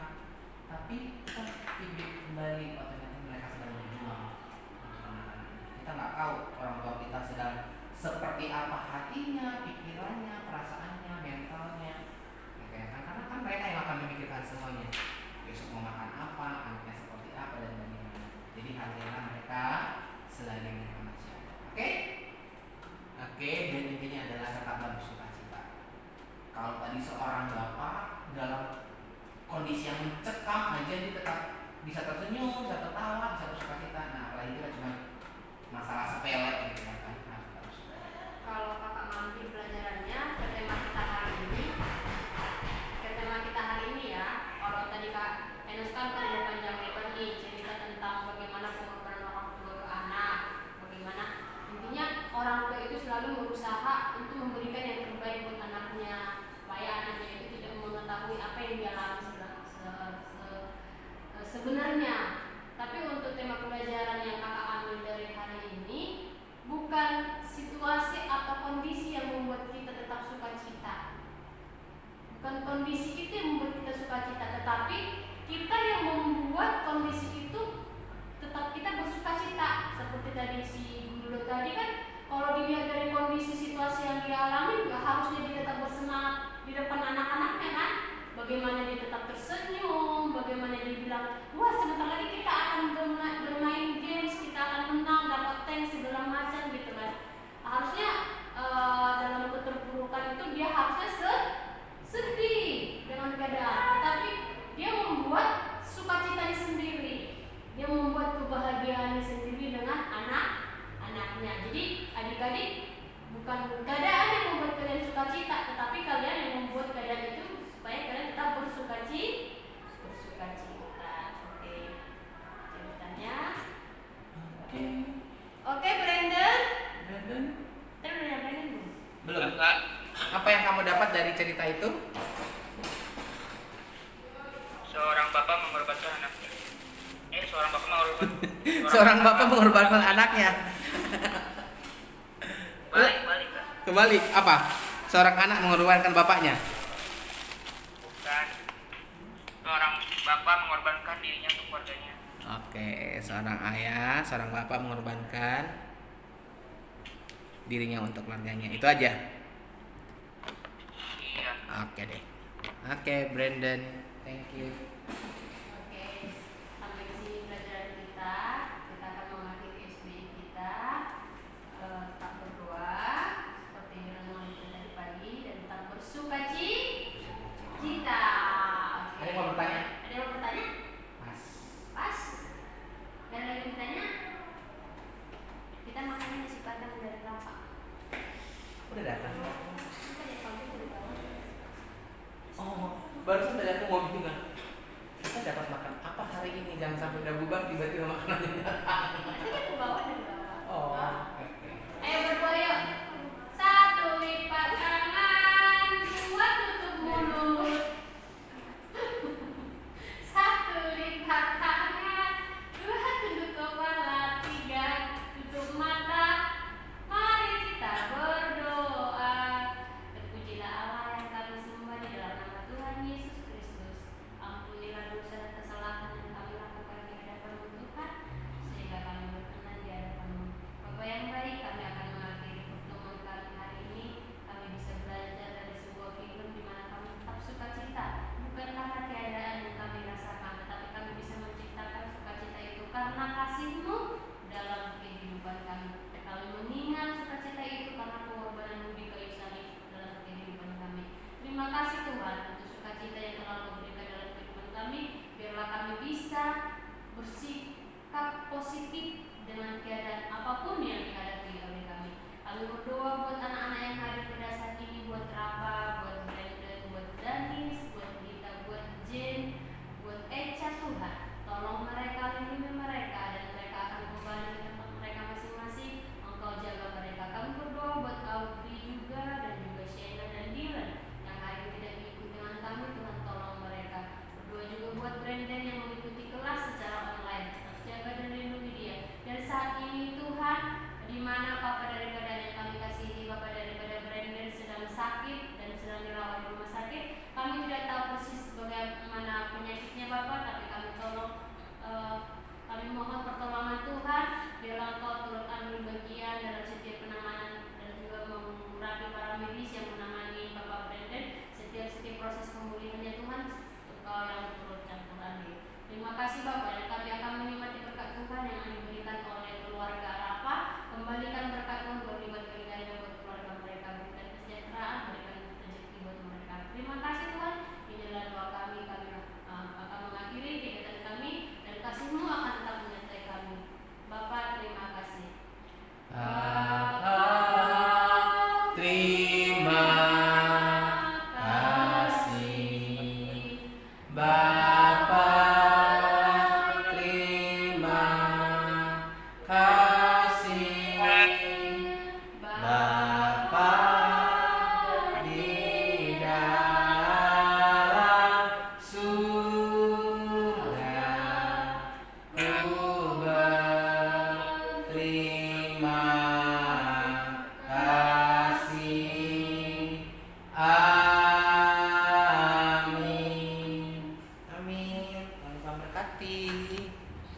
Brandon, thank you.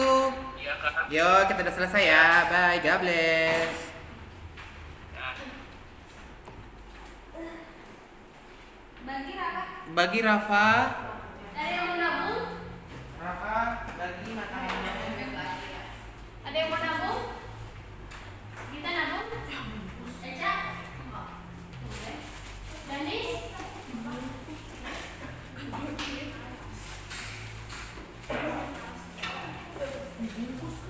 Hah? Ini belum mau nasi kan? Gua kan pulang dulu. Emang nggak bisa dibuka? Hah? Masa? Aku akan Tekrisi nanti ya. Ini bilang.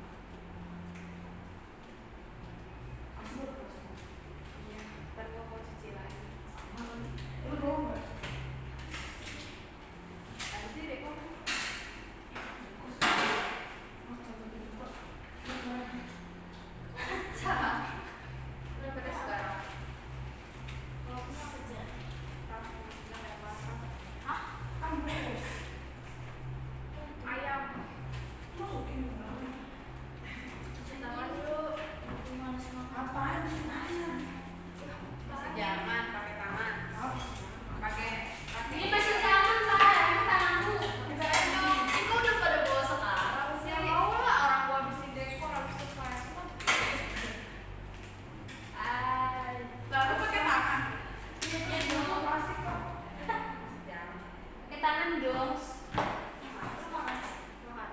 Makan deh. Paling gak habis. Tapi apa ya? Oh, jadi masak lagi.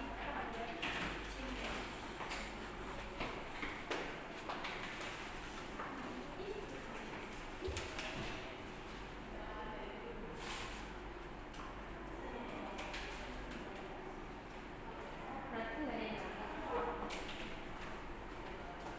campur ya?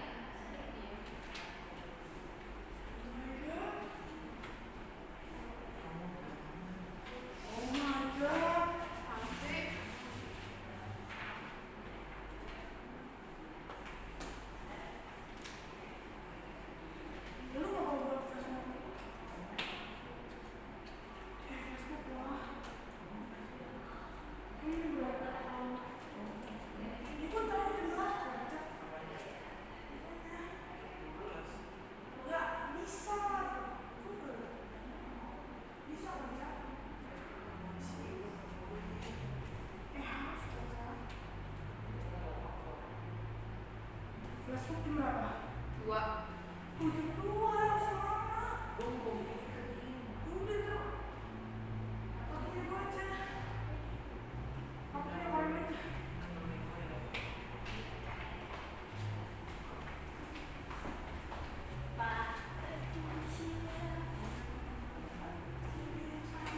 Dingin, dingin. Kayaknya nggak kedinginan. Kedinginan sih. Terus lagi.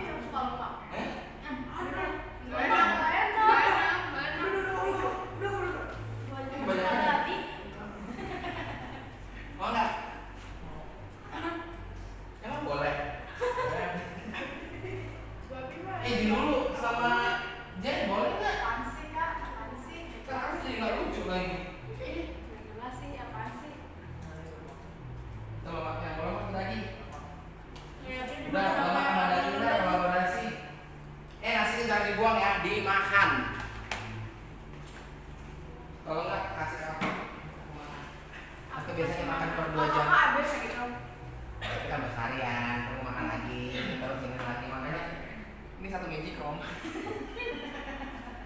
Macam gitu. Amin. Jualan. Apa jualan? Ini tadi siapa ya?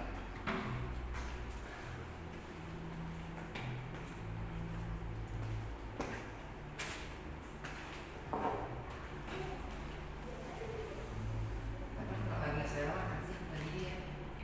Alah, dia tapi bawa makan.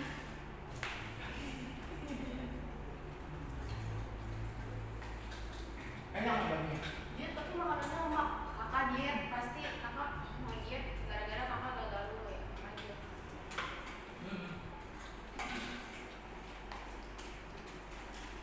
Ini nggak suka makan. Aku mau sebenarnya aku mau nge-gym. Ini. Tapi dalam hati kayak gini aja aku fans udah banyak, gimana aku nge-gym gitu kan. Ini udah takut. Apa ya kan sebenarnya? Capek tahu di dalam penting. Ih, ampun kak. Ya nggak Dennis?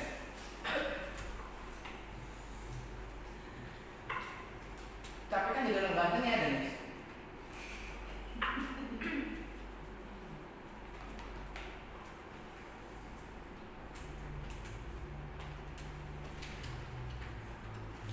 Kemana-mana diteriakin. Gitu. Enak kondisinya. Belum makan. Belum tahu. Belum tahu. Berapa kali ini? Kau tahu? Nama musuhnya mana? Tahu?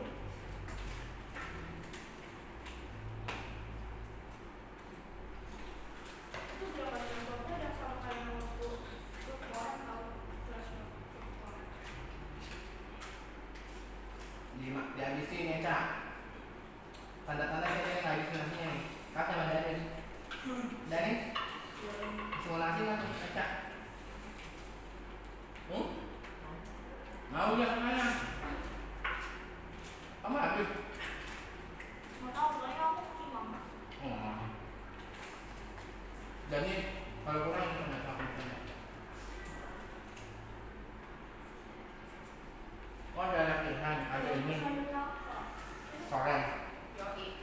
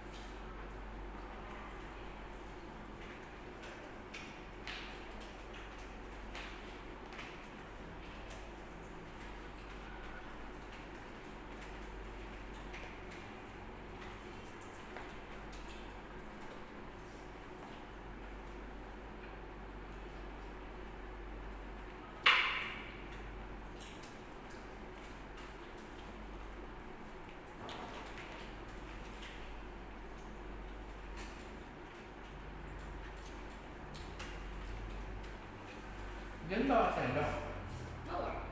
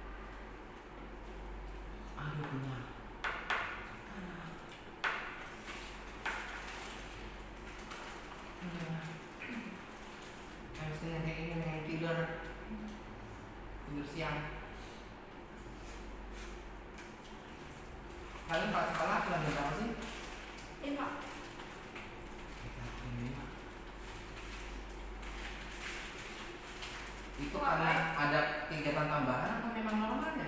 Les. Oh, ya. Jadi sekarang lagi berapa?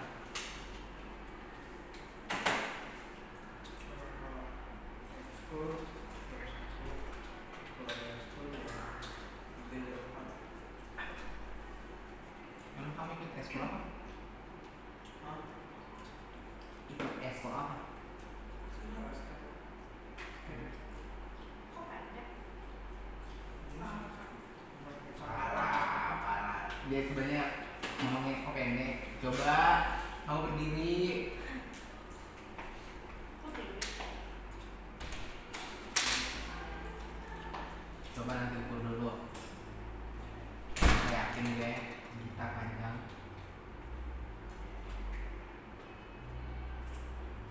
Karena aku nggak ada kelas kan. Nggak apa-apa. Itu menurutmu kalau kamu udah lihat di Remember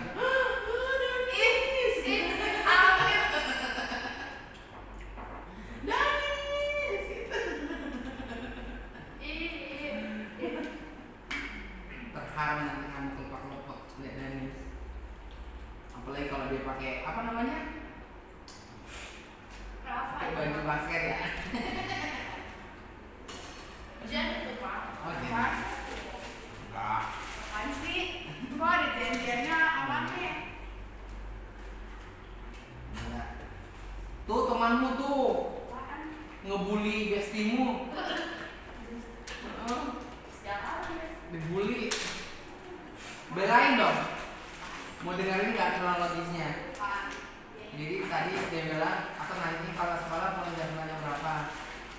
Terus Danis langsung buru-buru kabur dia bilang. Apaan sih? Terus habis itu Danis kamu mulai jam berapa?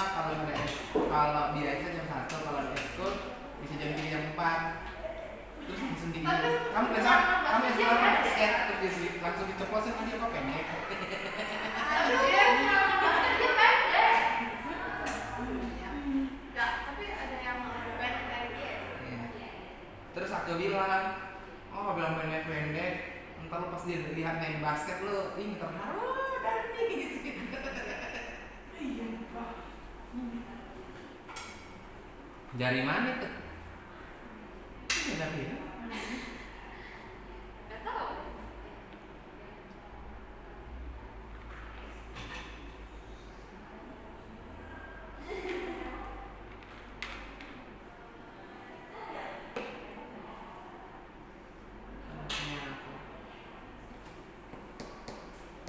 Makanya mak bawa nasi jangan banyak. Tadi aku bawa nasi, aku kirain tadi itu datang, nggak sempat makan kan, jadi langsung sini. Tadi anakku minta mampir makan, akhirnya makan deh, udah kenyang. Ini banget. Sedikit sikapnya. Apaan sih? Tiba-tiba banget. Bukan itu maksudnya. Apaan sih? Kodenya itu kayaknya keren banget ya. Ih, Tau nggak? Dia butuh kehangatan. apa sih? Coba. Siapa yang lucu? Itu sih itu Jen. Tangga. Oh, Jen Tangga ya. Lu langsung deh orang. Halo guys, ini namanya Gita. Ih, lepek. Ini namanya Gita. Ih, kok jalan larinya? Bye Kak. Bye. Ini namanya Dilan. Dilan. Eca maksudnya salah. Aku tuh sih C. Aku C bukan D. Oh C. Cilen. Silet. Halo guys. Ini Brandon. Apaan? Oh, bukan. Ih, tiga. Halo guys. Apaan? Ini siapa nih? Ini Sieta.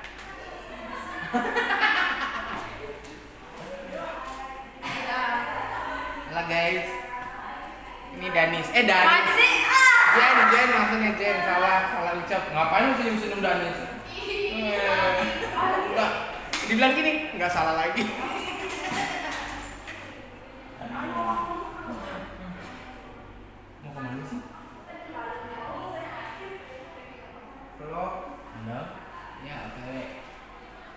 Ini habis SBI nanti aku kemana ya Pak? Oh iya iya. OTW. Ya. Siapa? Emang itu korek. Kemarin Pak. Hah? Kemarin. Aku belum nyampe, belum masuk umur. Aku masih imut. Yang udah umur 15-an aja kesana. Tisu dong. Tisu.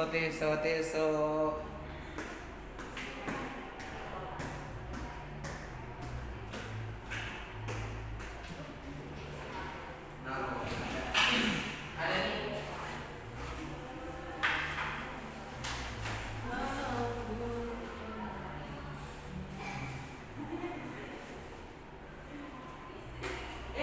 Ngapain lu? Hati. Tapi lanjut korek. Iya. Buat apa? Terus kau jadi apa? Gayamu so bisa.